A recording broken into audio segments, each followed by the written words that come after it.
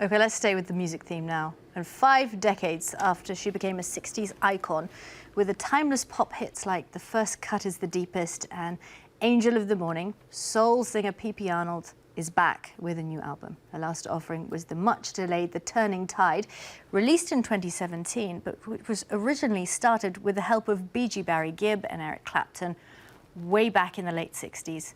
Now she's released a new album. I'm going to be speaking to her in just a moment, but first let's have a listen.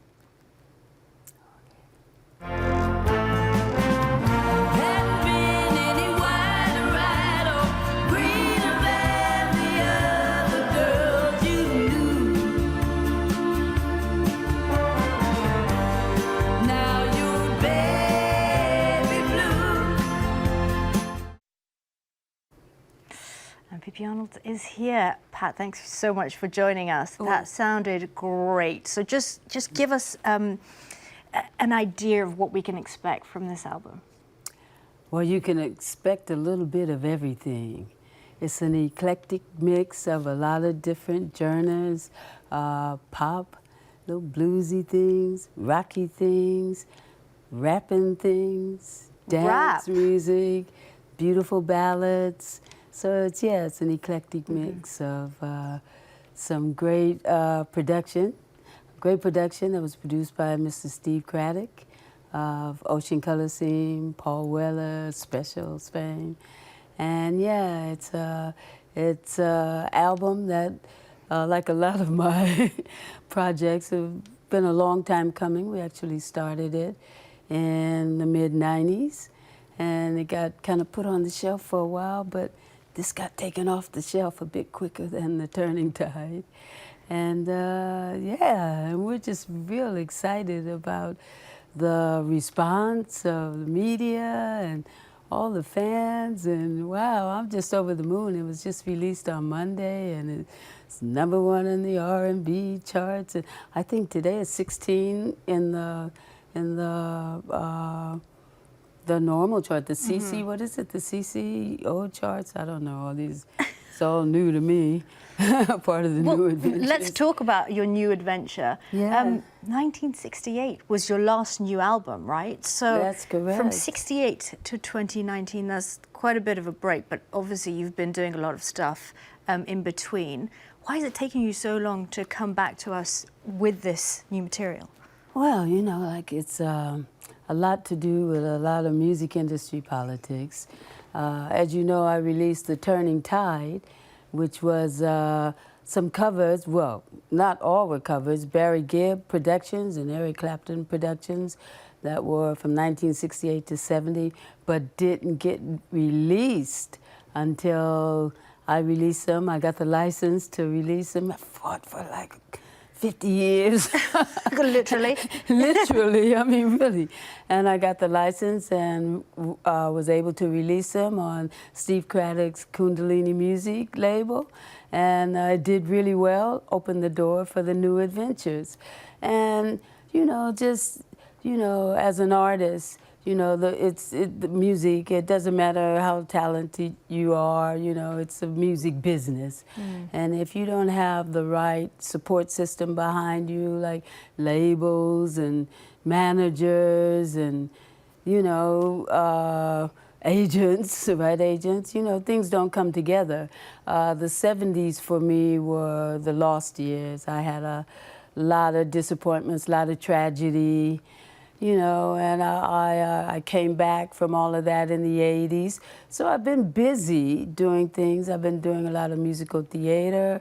I was Belle, the original Belle, and Andrew Lloyd Webber's Starlight Express. You know, Once on This Island, another musical that won the Olivier Award back in 1994. I've been collaborating, you know, that's been something that's helped me to stay alive and current and through the decades working with different artists and collaborating and so many people in the late 80s. I was able to, after Starlight Express, I came back doing some tracks in the dance music scene with the Beatmasters, KLF, 3 AM Eternal. I am the Moo Moo Choir. So, and, you know, just different things, collaborations. Roger Waters, I was really blessed to be able to work with Roger in the early 90s, and I ended up touring with Roger from 1999 to 2008, which kept me very busy and gave me the opportunity to globally tour the world and you know, and have that kind of exposure. And so I'm busy. I'm always busy, but you know, for me, it's just been, you know, after Roger in 2008, I decided, well, I want to finish my own solo career. So I've been working very hard, regenerating my solo career since then, doing different tours, soul tours with Gino Washington and Jimmy James. I've been working with the Manfreds. I did soul tours, working with lots of people, working with, I'm doing a gig with Zoot Money for the All or Nothing musical thing that's happening in Brighton this Friday at the Grand Theater. You know, I'm just busy, blessed to be able to collaborate. Collaborations have kept my career going. Let's go back to where it all started, because you have lived the life. You have lived the life. As you do. You were a backup singer for Tina and Ike, but you know, at the beginning, you didn't even want to be a singer, did you? No, well, I was always a singer because I was born into a family of gospel singers. So I've been singing all my life in church, but I never had an ambition to be in the music industry or be a professional singer. But I was younger and I was in an abusive teen marriage. And I don't know, I mean, I just literally said a prayer and asked God to show me the way out of the situation that I was in, and about an hour later the phone rang, and it was two girlfriends, and they were on their way to do an audition with Ike and Tina Turner, and the girl that was supposed to go with them didn't show up, so they refused to take no for an answer from me. So I actually just went to show them, you know, to help them get the gig. And I sort of lied and told my husband I was going shopping. And next thing I knew, I was in Tina Turner's living room singing, dancing in the streets. And Tina goes, "Right, girls, you got the gig." And I go like, "Oh, no, not me. I can't go. I got to go home. I'm in trouble." So Tina said to me, "If you're going to get in trouble for nothing, why don't you come up to Fresno with us and at least see the show and get in trouble for something?" So that made a lot of sense to me that day. And I did, and then I came back home, I got in trouble, and then realized that, wow, I had said this prayer, God had answered my prayer, and boom, I had a way out. And so that was the beginning for me, my professional beginnings. Just briefly, how did you then go from being backup to your own solo career, and such a career it's been? Well, that was fun, okay? I was blessed to be able to be with Ike and Tina Turner when they came to the UK in 1966 to be one of the opening acts on the Rolling Stones tour.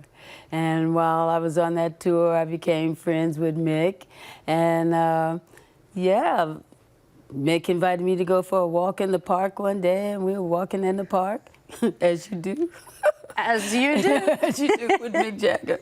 And he made me a proposition, said that his manager, Andrew Oldham, who had the Immediate record label, which was a new independent record label, and Andrew, and they invited me to stay in the UK and sign to Andrew's label. Well, I had never even thought about being a background singer, let alone a solo artist.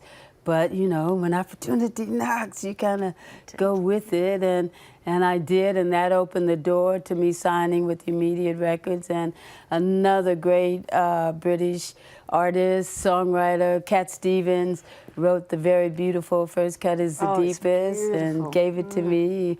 I did the original. And We've been singing it all afternoon. Yeah, we have. And so that song, First Cut and Angel of the Morning, you know, have stood the test of time, all that music, that catalog from the 60s. And here you are. Here I am. You are. Thank you so much. New Pat. adventures. Yeah, you have brightened up our Saturday. Thank you so much. Oh, you're very welcome, and all the best Kimberly. with your new album. Thank you so much. Thanks for having me. Thank you. Cheers. Time for the sport now. Here's Rachel.